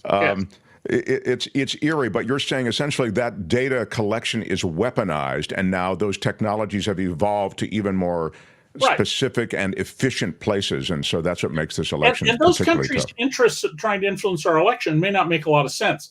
I suspect the Iranians will be a lot better off if Trump is not president, because Trump not knowing anything could create all sorts of trouble, and Trump is very much in the pockets of the Saudis, the Emiratis, who are the bitter enemies of the Iranians. They may or may not see it that way. It is very unfortunate that we had this helicopter crash. I was on Saudi Arabia TV about this yesterday. Because of the sanctions, which we are enforcing and they are working, the Saudis, like the Russians, can't get proper replacement parts. And the president of Iran was in a 45-year-old Bell helicopter, originally designed for the Canadian military. They're probably using homemade parts that may not meet the standards. And on top of that, they flew off with 9 people on board in very, very rugged terrain, the most rugged terrain in Iran, in fog. I'm sorry, did nobody pay attention when Kobe Bryant died? Yeah, that's an odd decision they made. Unless you've got radar, very sophisticated radar, you don't want to be flying a helicopter in the fog. The Iranians are blaming the sanctions, and the sanctions almost certainly played a role. They're certainly not going to blame the bad judgment of their president, but we were negotiating with the Iranians. The Iranians, when they responded to the attacks by the Israelis after Hamas of October 7th, sent a bunch of missiles at Israel, which killed, I think, exactly 1 person, and then stopped. It was a proportional response. And we just had it leaked Monday that the Biden administration is negotiating in Amman with the Iranian regime. And that got leaked because somebody wanted it out there. They thought it was beneficial to have it out there. We don't know who's going to be put up next, but we shouldn't think that the next person will be better. We should think of it the way we do with Putin. If Putin dies or gets taken out by the people around him, the most likely next person in line, and I'm terrible at pronouncing Russian names, so I'm not going to try, but I know who he is. He's worse than Putin. Yeah, it's a Wizard of Oz situation, The Wicked Witch is dead. Ding dong, the Wicked Witch. Uh-oh, but here comes the Wicked Witch of the West. She's worse. I mean, truly is both the case in Iran and in Russia. What a great parallel. Hey, David, love your stuff and love that you make time for us. Grateful every week for it. And talk to you next week. Look forward to more. Yeah. Thanks. David Cay Johnston, everybody. Right on. The Mark Thompson Show. I just can't get enough of David Cay Johnston. I don't know about you, but awesome. Man, he is a smart dude. Mm-hmm. Alan Rossi, Dabney Coleman, who we said goodbye to at the beginning of the show in a brief obit moment, was a good tennis player. This is not only true, but I resisted initially, but now cannot resist mentioning that I played tennis with a small W, Dabney Coleman. Okay, let me explain. Did you And win? it is a short story, which you'll be glad to. Thank you. Exactly. I was, as you know, quite a tennis enthusiast. I wouldn't say I was wildly skilled at tennis. I was probably better than most of you, if I can say that. Wow. What? I'm turning on my audience, Kim. I'm turning on them. It's been a day for you. They're rallying too much to your support all the time. Kim. Well, I've had enough. We do know that you played tennis with Tony Bennett, so we have that story in our pocket. Yeah. Thank you. Well, this was at an exclusive tennis court, and I'm there warming up, and I look over at the very next court. He's but maybe 11 feet from me. And who is it? Dabney Coleman. And I started thinking, how can I get my ball to go over to his court so I have to end up talking to Dabney Coleman? I mean, it's that is the only thing that I could... It's a wild idea, but it just might work. It is, right? So I never did figure out a way. And so Dabney and I just played next to each tennis other. alongside each other. But it was special. And with Dabney, rest in peace. This is a classic Mark Thompson time waster. But he never looked over to your court and said, wow, that Mark Thompson guy, he's really good. Well, I'd I know like he to didn't take say him that. on. I'd like to play him. If he did look over, I know he didn't say that Mark Thompson guy's really good. But I love his moves. I will never know because, when I'm focused on hitting the ball, I'm now in a zone, Kim. Yeah. And so, anyway. You probably would have beat Dabney Coleman just like you beat Tony Bennett. I did not beat Tony Bennett, as you'll recall in the story, and I know you're saying that facetiously. I choked with Tony Bennett because I didn't want to beat him, and so I let up, and then he crushed me. I mean, he crushed my balls, or I was just trying to keep it in play, and Tony Bennett, if you've missed the story, was quite, he was good. He was a good tennis player, and he, but I kept thinking, I started against Tony Bennett really strong, and it looked like I was beating up on an old man. You know what I mean? Look, that guy comes on the court. You don't want to beat up on him. He's a legend. He's a cherished treasure of the San Francisco Bay Area as well as the world. So when we're playing, we're warming up. Then he gets out there, and there he is. He didn't look that young. He looked more like the first pick with his sweatsuit on.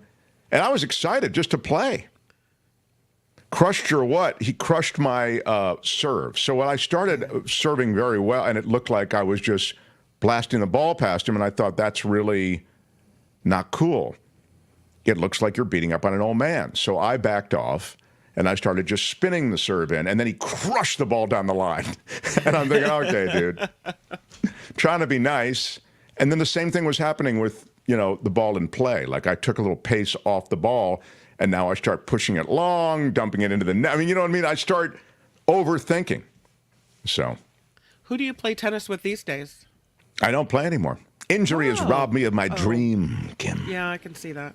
Yeah, can you? I mean, I'm not going to cry. I'm not going to cry. You're not going to cry, but I'm up against a lot of physical limitations, Kim. You don't realize. For me to even show up here every day is extraordinary. Well, that's why I need people is to smash the like button. Smash Yeah, it with your iron rod. I've got horrible TMJ and dental issues.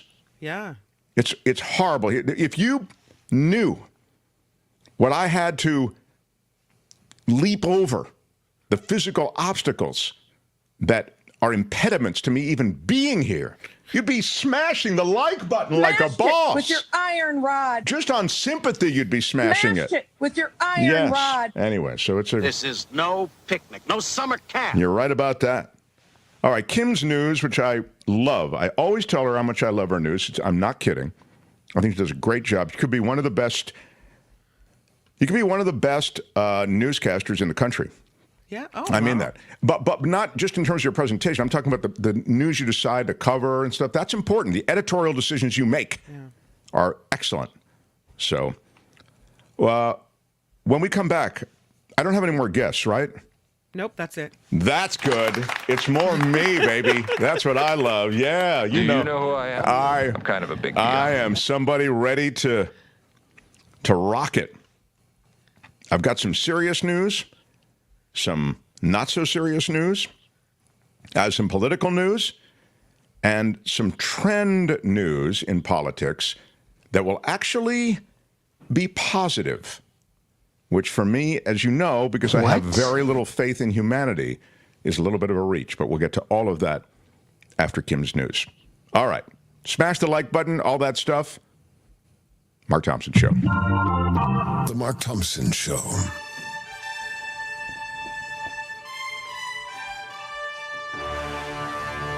On the Mark Thompson Show, I'm Kim McAllister, and this report is sponsored by you.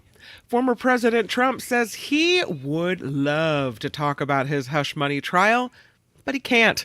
Speaking outside the courtroom today, Trump said the gag order prevents him from speaking, but if he could, he said, you'd be very impressed.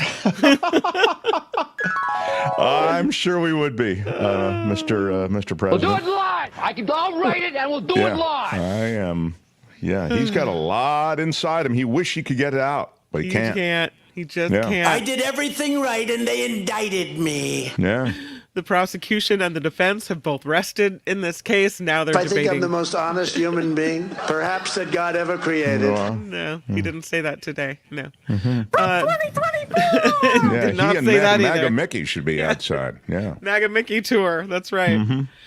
11 of the 18 defendants in Arizona's case regarding the 2020 election, here's a picture of Arizona, just in case you don't know what it looks like, are pleading guilty. This morning, Rudy Giuliani and others were arraigned in a Phoenix courtroom. They face multiple charges, including fraud and conspiracy in regards to an alleged plot to overturn the 2020 election results. Again, 11 of the 18 defendants in this case are pleading not guilty. Not guilty. Yeah. They're saying prove your case, they're saying. Yeah, they want to, it'll be interesting to see what happens. Did you see the video of Rudy Giuliani being served with the papers at his 80th birthday party? The best, because he peacocked about the fact that he had been able to delay it. Yes, yeah. One more day and they got to start this whole process all over again. Neener. Huh, but we got you. Dozens of tornadoes are possible through the day today and into the night, particularly across Iowa and into the northwest Illinois and southwest Wisconsin areas. Part of a severe weather outbreak forecast across the plains and the Midwest, bringing the risk of dangerous thunderstorms from northern Missouri into Wisconsin. So tornadoes in the middle of the night are on the table. Experts are recommending people have different ways to receive alerts in case of emergency. That's scary to me. In the middle of the night, and you wouldn't even know that it was happening around you, or couldn't get out of the way. When you have to get up in the middle of the night, and we were evacuated in the middle of the night for fire, and it's just, and you go out, and the wind is howling, and the helicopters are, over. And it's the fire. In this case, you're hearing sirens, and and the wind is howling, and it's terribly scary. These thunderstorm clusters can do insane damage. Really scary. There's an issue with Israel now taking away the camera of a journalist. They seized an American press organization's camera. The White House calls it concerning. The equipment was being used to broadcast images of northern Gaza. White House Press Secretary Karine Jean-Pierre didn't condemn the move by Israel, telling reporters she wanted to be mindful. But they say it is concerning without condemning. That cargo ship that brought down the Francis Scott Key Bridge is now safely docked at the port of Baltimore. The Dolly was refloated during high tide Monday morning. 5 tugboats helped guide this massive vessel 2.5 miles to the Seagirt Marine Terminal. It's where the ship, which still has a portion of the roadway from the bridge on its bow, will remain for weeks. Major League Baseball opening an investigation into another player about sports gambling. The league is now looking into allegations that former Los Angeles Angels infielder David Fletcher gambled with an illegal bookie. ESPN reported late last week Fletcher had bet on sports with a Southern California bookmaker who also took wagers from Shohei Ohtani's longtime interpreter. I guess once they find the somebody bookie, here who does the Angels games. Would you like to comment on this, producer engineer Tony? Thanks, Tony. No. No, guess Probably I not. No comment. I don't give you any information. They don't share that information with you. You're not an insider. Nothing. Honestly, yeah, exactly. You're barely an outsider, right? Exactly. I push buttons so they tell me to. Tony does run. I'm a board op. If you're listening to the Angels games on radio, Tony is the reason that you're hearing them. I ran yesterday's game. Well, again, on the local part because they also have their guy there, so it's kind of it's. When I hear the word, I just go play the commercials, and then it's back to them. That's all I do. Yeah. Well, I mean, I'm a mercenary. Don't run yourself down. I'll handle your introductions, okay? Please. All right. You're the reason that you're hearing the game. God, I try to give the guy a decent Thank you, Matt. you push the wrong resume. button, it's all over. That's right. Thank you. Kim's got it. You push the wrong button. Literally my entire job. Like you do here. Like, when you... what? Here, yeah. I hope you run those Angels games in a tighter board than you run here, Tony. My God. Thanks, Tony. You were being so nice until that moment. It's hard for me to sustain that niceness for any period of time. All right, Tony. Thank you. Anyway, niceness expired. Yes. Yeah. The Angels have a player, but he's no longer an active player. David Fletcher. Right. Former Los Angeles Angels infielder. And it looks like to me, and this is not part of the story, but it looks like with part of the Shohei Ohtani investigation, they looked at this bookie, and now they're looking at other people the bookie had worked with, likely. Yep, that makes sense. Yep. The California Parole Board today denied the full parole of a convicted murderer. Governor Gavin Newsom asking the board to review the case of Stephanie Lazarus, a former Los Angeles Police Department detective. She confessed to murdering her ex-boyfriend's new wife. She was convicted of first-degree murder in 2012 and sentenced to 27 years to life in prison. The victim's family convinced the parole board to leave Lazarus in her prison cell to serve out her sentence. I remember this case. I mean, I was just thinking about, and I can understand why they wouldn't parole her. Mm-hmm. I was just thinking if Kim was on the parole board. What do you mean? Oh, are you kidding? You would never let anybody out on parole, ever. You're probably right. It would have to be it would have to be quite the turnaround and quite the story. Oh, what a jerk. Yeah, right. That person would come in. I've really looked into myself, and I believe I can turn my life around. What a jerk. All right. No, I'm not buying what you're selling, people. Back to the cell. Back to the jail cell. Man. We've seen those gas prices tick back up as of late. Now apparently they're coming down just in time for summer travel. This is according to AAA. Falling gas prices in Southern California are directly tied to weak domestic demand and lower crude oil costs. The average price for a gallon of regular in Los Angeles County today, $5.15, down 2 cents in a day, 23 cents in a month. Orange County, $5.06 today, down 27 cents in 3 days. So it's almost as though they're being manipulated. It's a very weird. What? Yeah. You think? Music legend Berry Gordy pledging $5 million to UCLA. Wow. The gift from the founder of Motown Records will go toward establishing the UCLA Berry Gordy Music Industry Center. The center will be part of the UCLA Herb Alpert School of Music. The school says the new center will support the development of new courses and a specialized curriculum in songwriting and production. Wow, cool. Isn't that great? Man. I love it. I mean, I think he should kick in more than $5 million. Let's really spice this joint up. I mean, you're going to do it. Let's really do it. $5 million. Well, I mean, $5 million is a lot of money. But you're right. I mean, he has a lot of money. Your name's on the billboard, friend. You want it to look really good. Eminem's daughter, you got to walk her down the aisle. Haley Jade Scott has gotten married in Michigan. She posted photos on her Instagram page saying she and longtime boyfriend Evan McClintock tied the knot after meeting while attending Michigan State University about 10 years ago. We don't have any pictures of Marshall Mathers walking her down the aisle? No, I don't have them. Or her just generally? I think you're asking too much. Oh, okay. Yeah. Eminem's daughter? Eminem. Here's comes. Sorry, here. Isn't it Eminem? Yeah. Yeah, here she is. Yeah. That's the She's daughter. cute. Look at her. She's very, very pretty. Yeah. And he's very handsome with that angular, chiseled face, that anger that he's channeled into his hip-hop or rap. Yeah, it's wearing black. Shady. That's right.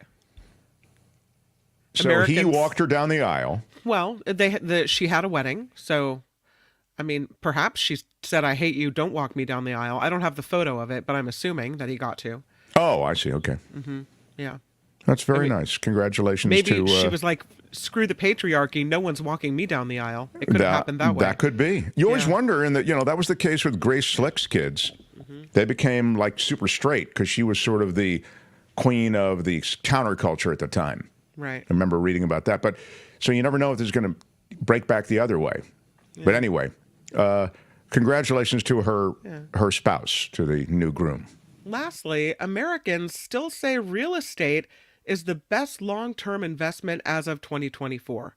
A new Gallup survey shows it's the 12th year in a row respondents ranked real estate as the top long-term investment, at 36% of those asked saying so. Although the number has gone down compared to a few years ago, stocks and gold follow real estate in that survey. Yeah, there you go.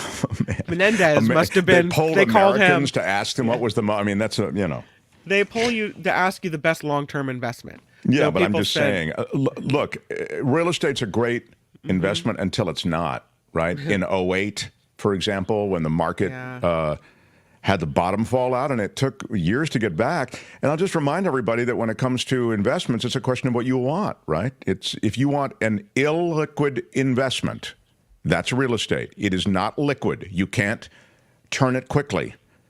So you have to understand that. Sure, it appreciates over time, but it is not necessarily the investment for everybody. So I suppose you could home equity line loan it and suck money out of it. Then it would be a if you built equity in it, sure. Right. Yeah. If you go out and buy a house tomorrow, you don't have any equity in it yet. It might take you 10 years to get equity in it. So, what about gold? How do you feel about gold, Mark? I don't know much about the precious metals. I mean, I know if you've got as much as the Menendezes have, that you probably have that's a good way to go. Yeah, I know if you're going to coat pocket's the way to go. Yeah. Keep it in the Menendez closet. Right. Yeah. It's there safely until the feds raid it. This report is sponsored by you. That means we count on you to help us crowdfund this Mark Thompson Show. Please find us at themarkthompsonshow.com, themarkthompsonshow.com. That is where you find the clicks-throughs to the links. The Patreon link is there. You'll see PayPal easily. Just click right there. The show email address, themarkthompsonshow@gmail.com. So that's a great way to help us support the show. And, of course, the Super Chat and the Super Stickers are live. Now, but while you're just mentioning this, and thank you for mentioning it, Kim, because we really do require and need and appreciate everybody who is part of our Patreon and PayPal community. We're kind of like a PBS NPR model. Like, if you like this show, please be one of our supporters. But we had Kathy O.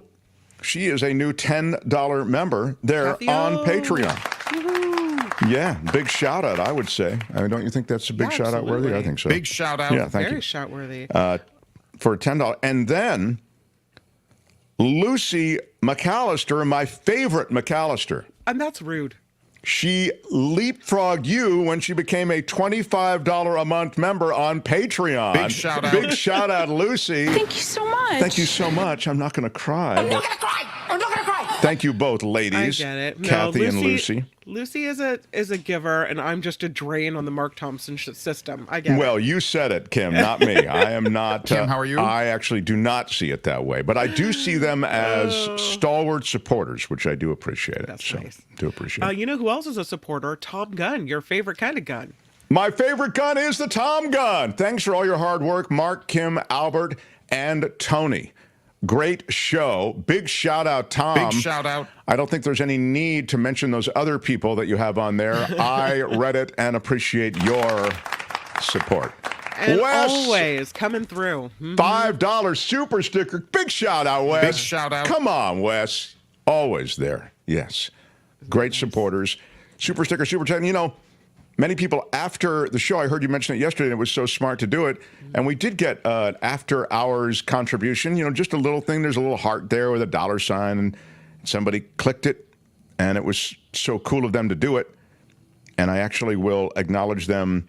Well, I acknowledge right on their contribution. You know, if you look, I do acknowledge it, and I try to do that in every case when somebody offers us support, financial support. So thank you. Really kind.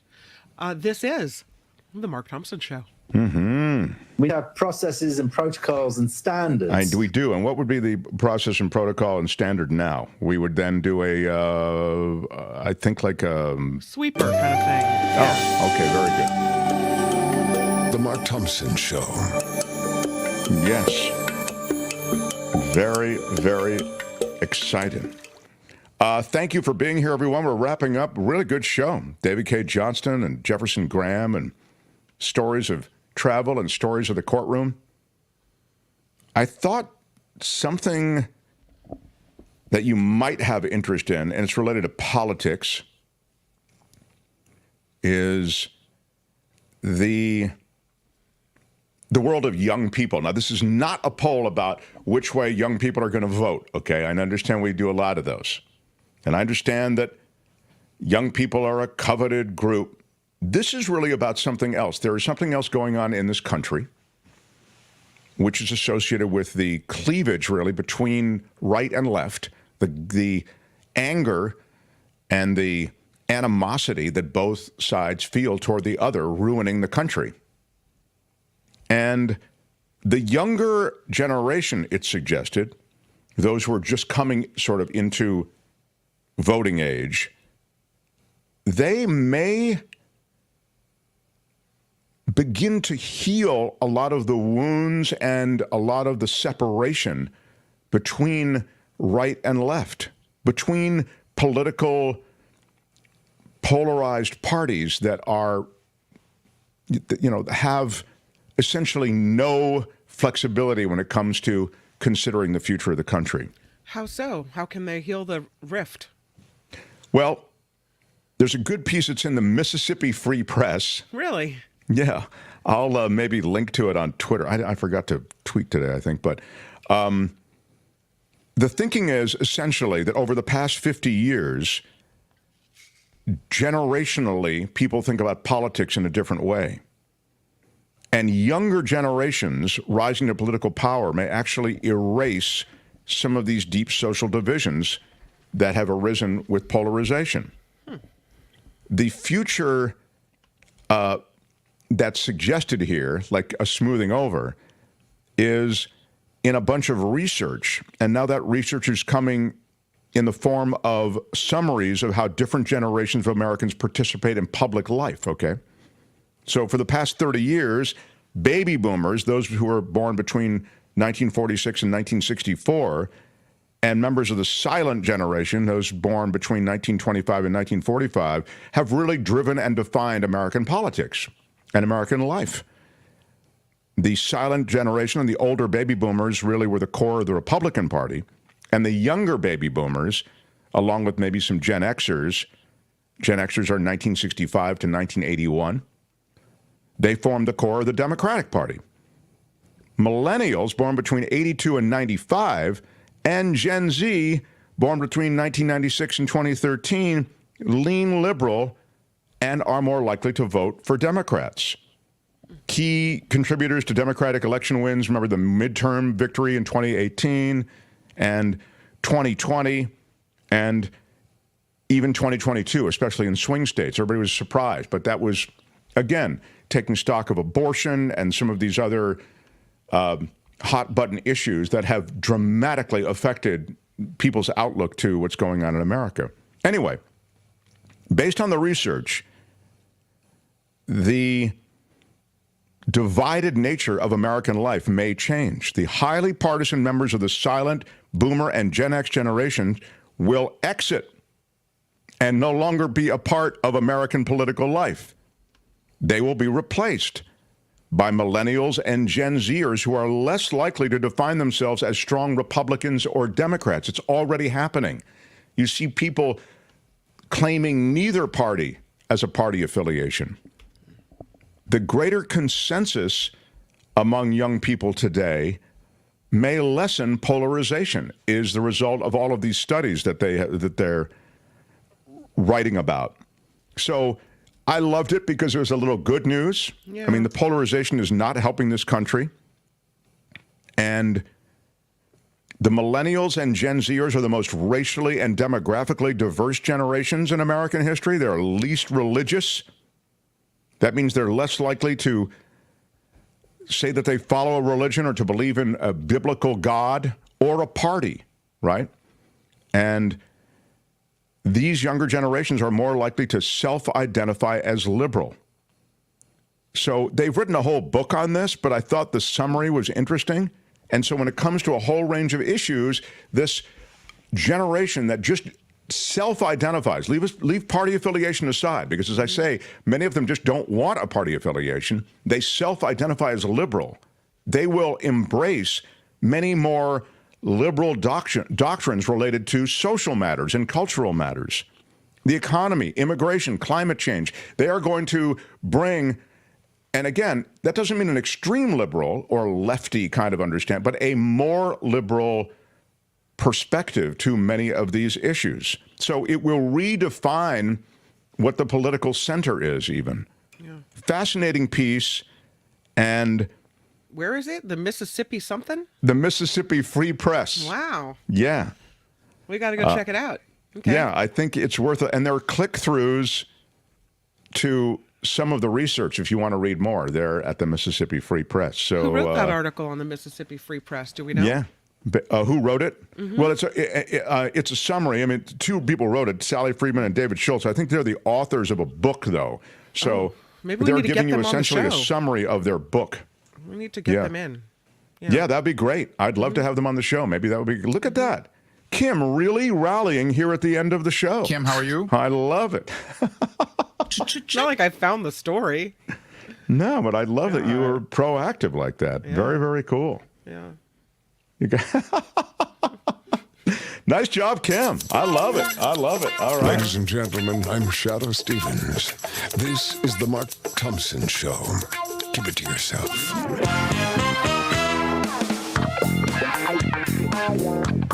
Who's Mark Thompson? I must tell you, Kim. Yes, sir.